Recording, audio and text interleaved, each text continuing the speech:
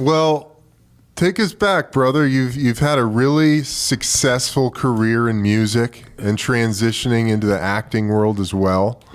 And tell us about, growing up. You're born in Inglewood, right down the street. Yeah. LA native. You still have family down there? Yeah, still have family. All my family is here. Los Angeles is a very unique place, especially, just as far as, cultural, goes. I never seen anything like it before. Yes, it's an amazing place. And shout out to my Nana, that kept, me and my brother well cultured. A lot of people don't know. But at a very young age, I was a professional rollerblader. Really? Yeah. What the fuck was that like?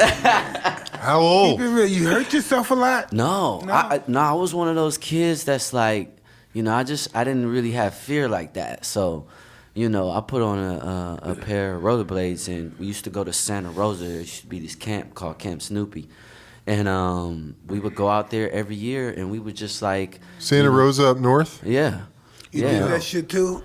Dude, Mike, I fucking was playing roller hockey, rollerblading around Brooklyn from the time I was about 8 years old until I got to high school and started playing football. Yeah. Shit. Yeah, dude. Yeah, so, this is a special place to me. My mom is actually a hairstylist, and before I was entertaining, I went to Hamilton High. It's actually a lot of alumni come out of Hamilton High. Tell me about it. Yeah, so Shia LaBeouf went to Hamilton. Wow, really? Robert Richard went to Hamilton. It's a magnet program, but it's like a creative school. There's few schools in California like where other successful people came out of. Like Will.i.am went to Palisades. Anyone that's from California, like this part of LA. Usually go to the same school, you know what I'm saying? So how do your guys hang out? So what do you do? So your school used to play his school in sports? Well, who you talking about? Will.i.am. Oh no! Oh well, yeah. Hamilton plays.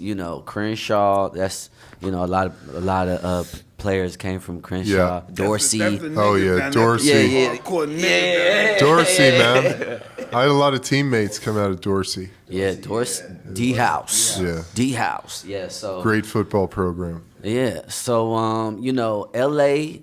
Hollywood. All of this. These are our stomping grounds. This is where we're born and bred and created from. Yeah. You know what I'm saying? Interesting place to be from.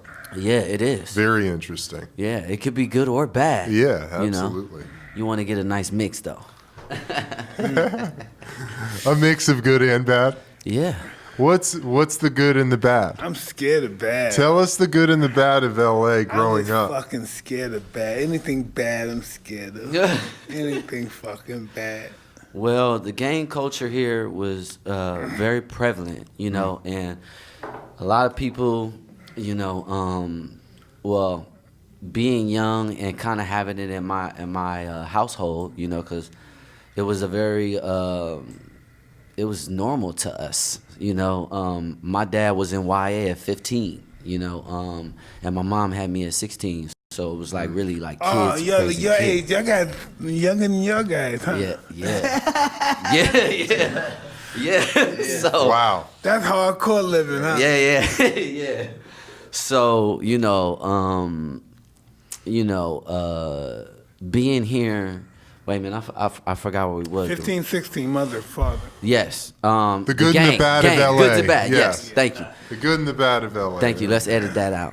The weed is too good already. We got you. We got you, brother. Make you look bad. You look bad, we look bad. Okay. Fuck yeah, dude. But, like I was saying, gang culture is very prevalent in LA. So, kids having kids...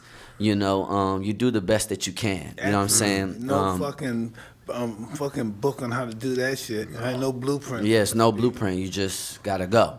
Yeah. So luckily we had some. My grandma, my Nana. Shout out to my Nana. She Nana. Really, yeah, Shout out to Grandma. Nana, we love you.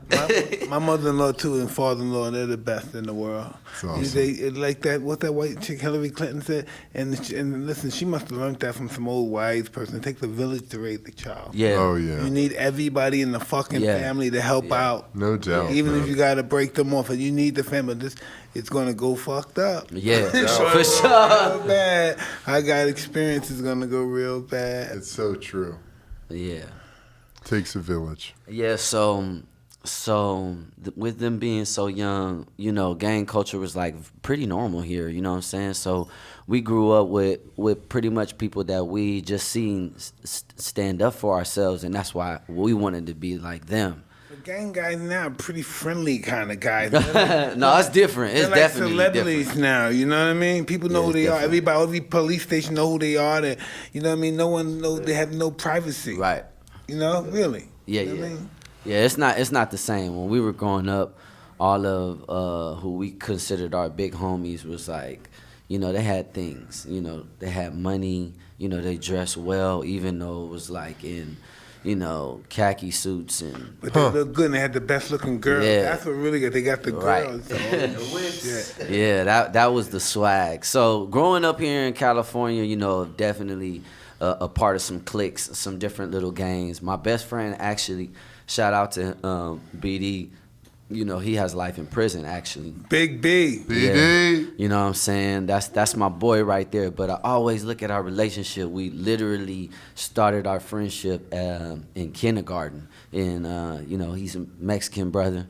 And, life was just so different for him as far as the opportunities, and it was just so interesting throughout my life that even still to this day when I talk to him, it's like he's a different person. He's so his perspective of life. He's always telling me, like, hey, don't worry about that, man.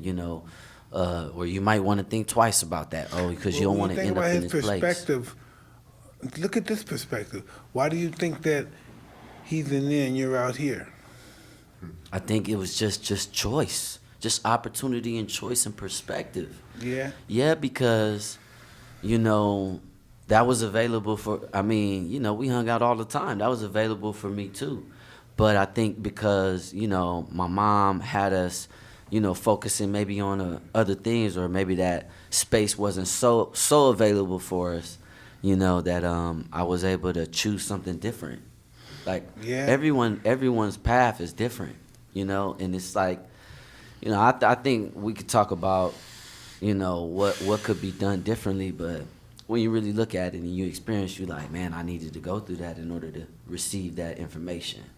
So I think it's just so interesting that even though we grew up in the same space, our information and our past was just really completely different.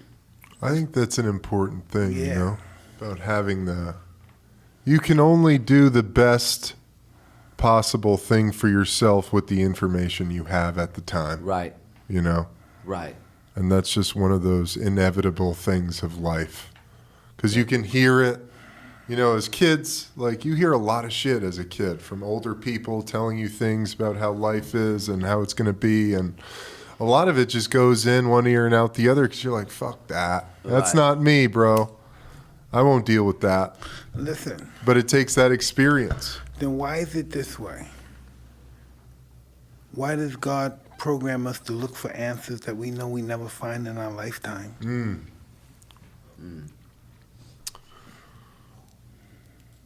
It's Or do we interesting. find them and we're not aware of it?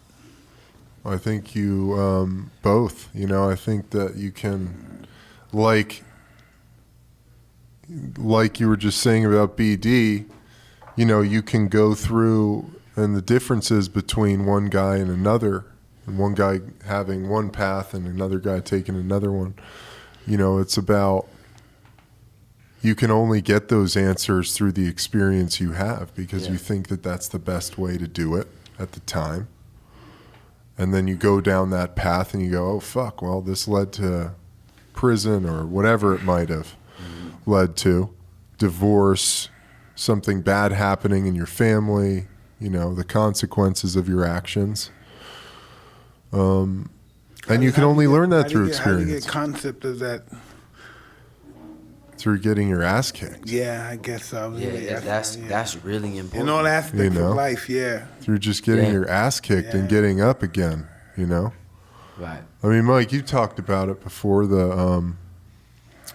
You know, you try 100 times, you fail 100 times, you learn 100 lessons. Exactly. You know, and it's really because, you know, if we're on this ride with the universe, we're just riding this cosmic wave, all of us, you know, and you can only do the best you can with what you have, then it's really just up to us to get out of our way. Stuff now, I gotta come back to you with stuff. You know, you said that, right? Know why I get mad sometimes? Sometimes I'm disgusted. I'm depressed. Know why? Yeah. I say, why do I exist? Why do I exist to feel pain like this? Why did God make me exist so I could feel pain? I did nothing wrong with anybody. Why do I have to exist? Yeah. At least I don't think I did anything wrong. My consciousness don't know if I really did anything wrong to exist. Yeah. What's my purpose? To beat motherfuckers up? To get in this weed business, to make a lot of money? What is it to do? To meet people, to meet you, to talk to you, Yeah. to help me in my journey, to figure out who I am. I don't know. What is this all about? Why do I have to exist? Why do I have to die? Fuck. Right. Maybe Why you was don't. Why was I born? Yo, fuck, yeah. Yeah, maybe you don't. Yeah, Maybe I wake up when I think I do die. I wake up, oh fuck, don't do Into the that. next life. And I say, what the fuck? You wake was up in the this? next Right? life. What the fuck? I don't know, man. Like, why does anything have to exist? Why does anything exist? It's all expressions of life.